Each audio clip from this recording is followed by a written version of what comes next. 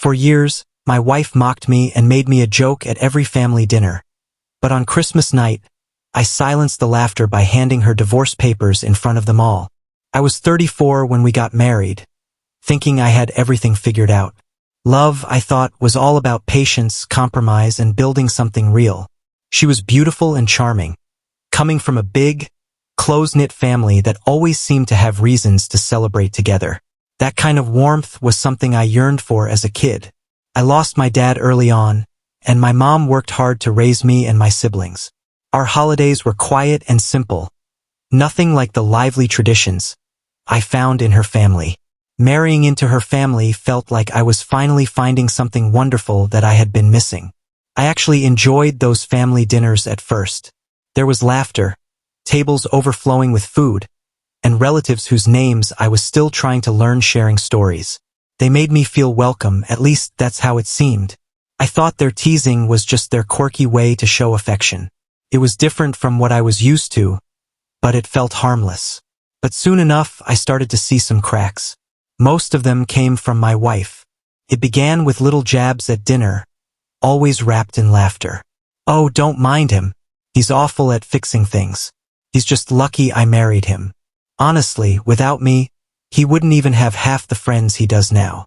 At first, I laughed along, convincing myself it was all in good fun, maybe just her family's humor, and that I was being too sensitive. But the way she said those things stayed with me long after dinner. There was no warmth in her tone. It felt sharp, like she wanted everyone to remember it wasn't just a joke. Even so, I brushed it off. She had this incredible knack for lighting up any room, and her family adored her. I thought perhaps I was just the quieter one, not shining as brightly. I figured those comments were just her way of breaking the silence. But as weeks turned into months, the jokes didn't let up. They followed me to birthdays, barbecues, and brunches. That's when it hit me. She never joked about her siblings or poked fun at her parents. It was only me. I went from believing that marrying into her family would fill the void of warmth and tradition to realizing that their warmth often came at my expense. Every time I thought about bringing it up, I talked myself out of it, convincing myself not to ruin the moment, not to overthink it, just to let it go. But deep inside me, I couldn't help wondering, if this is what love and family feel like, why do I feel so small? At first, I told myself those digs were harmless. Everyone laughed when she joked, so why shouldn't I? If I didn't laugh, I'd look uptight or insecure. So, I played along, smiled, let the laughter wash over me, and tried to ignore the sting afterward. But those jokes didn't just fade away. They got sharper. It wasn't limited to big family dinners anymore. It was casual lunches with her parents, lazy Sundays with her siblings, even at weddings or baby showers with her cousins. She spun the same narrative everywhere. She was the catch, and I was just lucky to be along for the ride. One Thanksgiving stands out vividly. We were gathered around her uncle's long dining table, plates piled high, glasses clinking. I had just received some praise for a project I'd worked really hard on. Her uncle raised his glass and said something nice about my progress.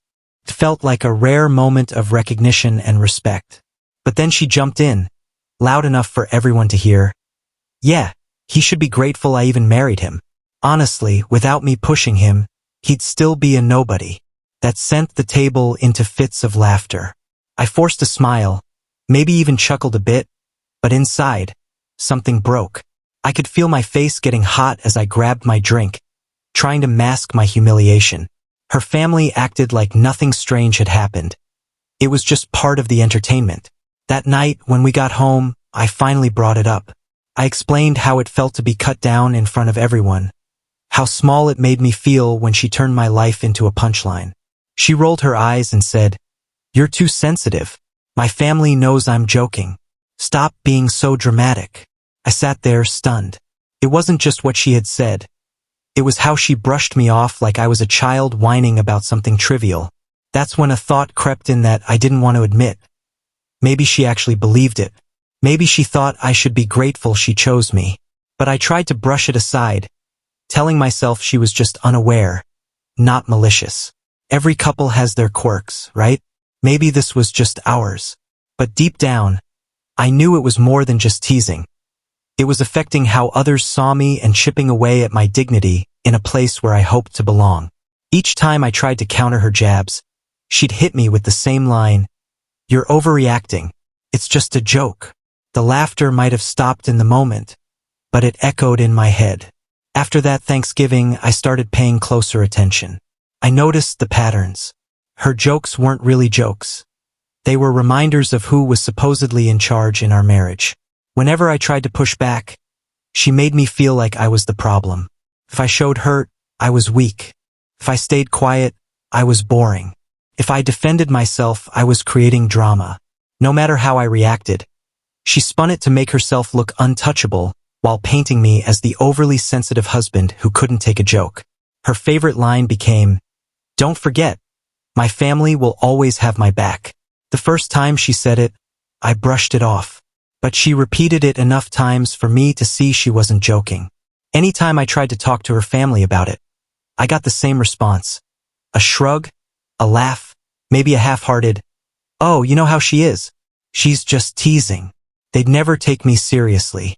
I felt outnumbered and dismissed before I could even finish my thoughts. The teasing morphed into sharper insults, not just about little things anymore, but about who I was as a person. By our 6th year of marriage, I hardly recognized myself. I wasn't weak. I had my own life, responsibilities, and accomplishments. But around her family, I felt reduced to nothing but the punchline she crafted. I can still picture the way she'd smirk after landing a particularly biting remark, like she won some invisible contest. Her family laughed or pretended to, and she thrived on it. It was like her stage, and I was just a prop she used to elevate herself. At home, things weren't much better. She brought that same vibe to our private life, just without the theatrics. Small jabs, dismissive comments, constant reminders that her family saw right through me, and that she was the one who made us look good. It wore me down in a way I couldn't quite explain. It wasn't like being shouted at or overtly fought with. It was quieter but just as destructive. Every insult chipped away at me, and every dismissal made me feel smaller until one day, I realized I had completely stopped speaking up. Somewhere along the way, I lost my voice. I provided for us, stayed loyal, and showed up when needed. But inside, I felt empty. I was stuck in a marriage where my worth was constantly undermined, not by strangers or colleagues, but by the woman I thought I could trust to build a life with. And the worst part? She seemed to get a kick out of it. The breaking point didn't come with fireworks. It wasn't some dramatic argument or sudden betrayal. Instead, it happened one ordinary night during yet another dinner with her family, where she made me their entertainment. We were hosting her parents, nothing fancy, just a simple meal, glasses of wine, easy conversation. I was clearing the dishes when she made her move. "He's really not man enough to handle real responsibility?" She laughed, looking at her dad as if she was inviting him to join in. Her parents chuckled softly, and I excused myself, retreating to the kitchen, still damp from rinsing plates. I leaned against the counter, listening to the distant hum of voices. Then a thought hit me with clarity. If my dad were still here, he wouldn't tell me to accept this. He'd tell me I deserved better. He'd urge me to stand tall and walk away. I wiped my hands, met my reflection in the window, and made a decision. No shouting, no fighting, no begging her to change, just leaving. Not in anger but thoughtfully. From that night on, I started planning. I kept a private notebook to document every insult, every instance of public humiliation. I saved messages where she belittled or mocked me. I didn't know if I'd need them, but I wanted proof. Something that said, "This happened. I wasn't imagining it." I reached out to a lawyer discreetly, gathering what I needed to protect myself. I opened a separate account and moved parts of my savings where she couldn't touch them. Bit by bit, I began untangling my life from hers while maintaining the facade that everything was normal. To her, I was still the quiet husband who went along with her jokes, who smiled at family gatherings while she took her shots. She never suspected that beneath the surface, I was already gone. The final straw came a year later at Christmas dinner. Her whole family was there, cousins, siblings, grandparents, aunts, uncles. The house buzzed with chatter, laughter, and the sound of silverware clinking against plates. I had been waiting for the right moment, and without realizing it, she handed it to me. I was sharing a project I'd taken on, something I was genuinely proud of, with one of her cousins. I saw him nodding with interest, and then, just like clockwork, she jumped in with that sharp laugh of hers. "Don't take him too seriously. He's lucky his company even keeps him around. Honestly, without me pushing him, he'd still be a nobody." Her words rang out across the table, causing a few chuckles and some uncomfortable shifting, but nobody dared to say anything. That was her stage. That was her throne. But this time I was ready. The laughter faded, replaced by the clinking of forks and glasses.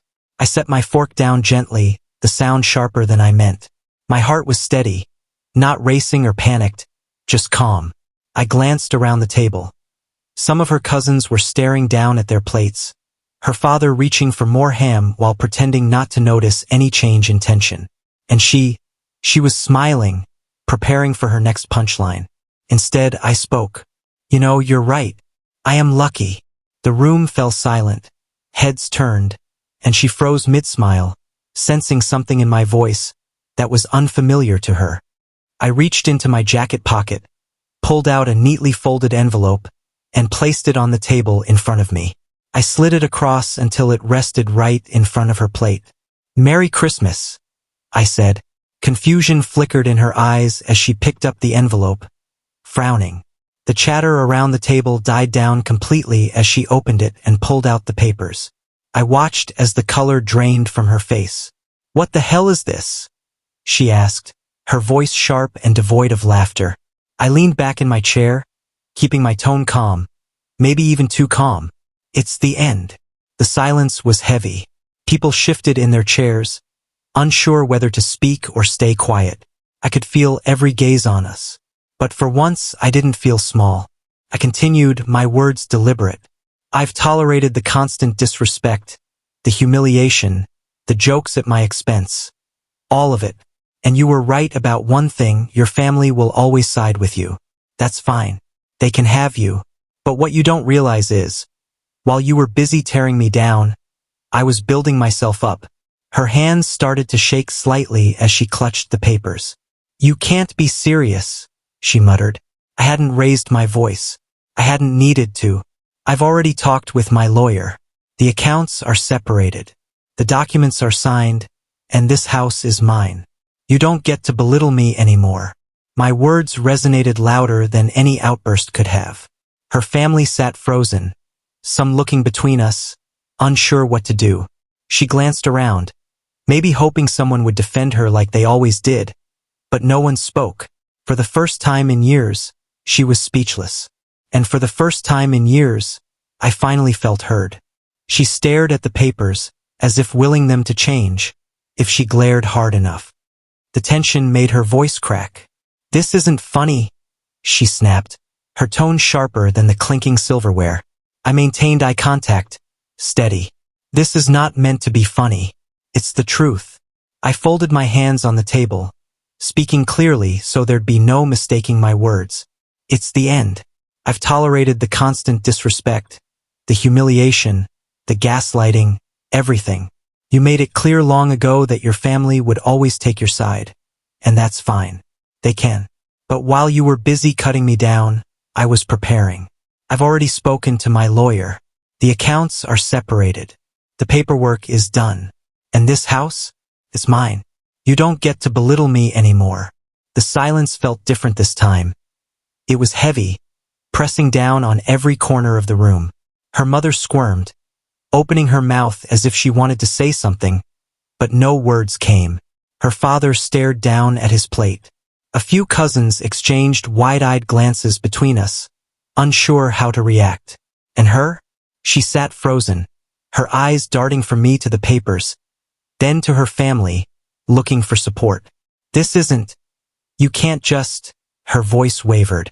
The confidence she wore so effortlessly was slipping away. But deep down, she knew. She could see it in my face. This wasn't a bluff or some dramatic gesture I'd take back tomorrow. I had already left her. Not that night, not in anger, but months ago when I started planning. That night was just the reveal. I pushed my chair back slowly, the legs scraping slightly against the hardwood. "I'm done being the joke at this table," I said evenly. "I'm done being the one you build yourself up against. You wanted me small, but I'm not small anymore." The quiet stretched on, thicker, heavier. I stood, adjusted my jacket, and looked around the table. Face sa voi de mine. Some shifted uncomfortably in their seats, while others looked on with a mix of shock and discomfort. Then I turned back to her. "You made your choice every time you laughed at my expense. Tonight, I made mine." Her hands slapped against the papers, as if trying to reclaim control. "We can talk about this later," she hissed. "Not here, not in front of them." But I shook my head. "No, that's exactly why it's happening here. For years, you've ensured every insult, every jab, every performance had an audience. So, now they get to witness the end of your act." Her jaw tightened, eyes flashing with panic. She was cornered. I leaned down slightly, not out of anger or cruelty, just resolved. "You don't get the last laugh anymore." Then I stood tall. The room was so still you could hear a clock ticking in the next room. And for once, I wasn't the quiet one. She was. Her mother spoke up, her voice soft yet uneasy. "Maybe we should all—" I raised a hand to cut her off. "No, for years you all laughed at her jabs. You let her treat me poorly and brushed it off as harmless. The cost of that is seen tonight." My words hung in the air. No one argued or defended her. She tried to regain control, raising her voice. "We can fix this.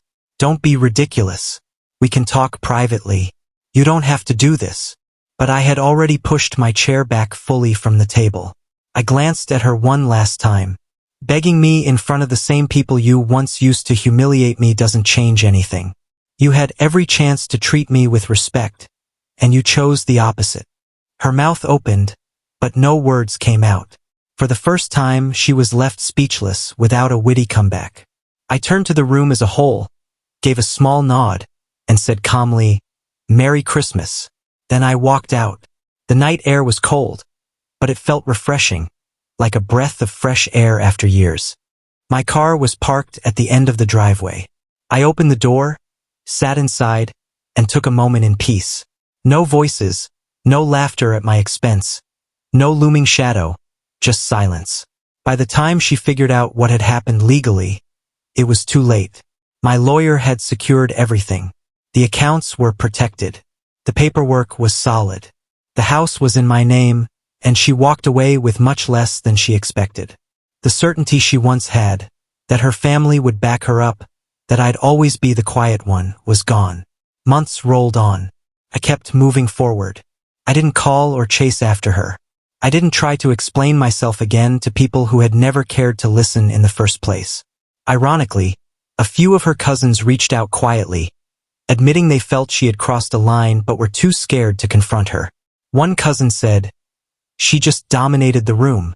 Nobody wanted to be her target next." I listened and nodded, but didn't dwell on it. Their regret wasn't mine to carry.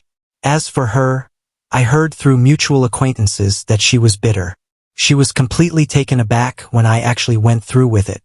She always assumed I'd stick by her side, no matter how much she took me for granted.